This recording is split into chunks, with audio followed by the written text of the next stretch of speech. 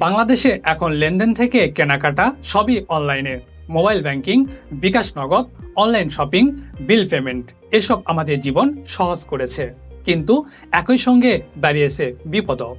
প্রতিদিনই কেউ না কেউ ভুয়া লিঙ্ক, ভুয়া কল বা ফিশিং মেসেজে ফেসে হারাচ্ছেন টাকা। অনেক ক্ষেত্রে কয়েক মিনিটেই হ্যাক হয়ে যাচ্ছে অ্যাকাউন্ট, চুরি হচ্ছে ব্যক্তিগত তথ্য। বিশেষজ্ঞরা বলছেন সাইবার অপরাধীরা এখন সবচেয়ে বেশি টার্গেট করছে সাধারণ মানুষ আর ছোট ব্যবসাকে, কারণ এখানেই সচেতনতা কম, নিরাপত্তা দুর্বল। তাহলে কি করবেন? প্রথমত, ওটিপি বা পিন কখনো কাউকে দেবেন না। দ্বিতীয়ত, অপরিচিত লিঙ্ক ক্লিক করবেন না। তৃতীয়ত, সব অ্যাপে শক্ত পাসওয়ার্ড ও 2 ফ্যাক্টর চালু রাখুন। আর ব্যবসার ক্ষেত্রে নতুন একটি সুরক্ষা ব্যবস্থা হিসেবে বিশ্বের জনপ্রিয় হচ্ছে সাইবার ইন্স্যুরেন্স।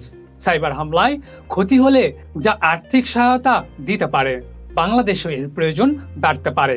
ডিজিটাল জীবন নিরাপদ রাখতে মনে রাখুন, সচেতনতা আপনার প্রথম নিরাপত্তা।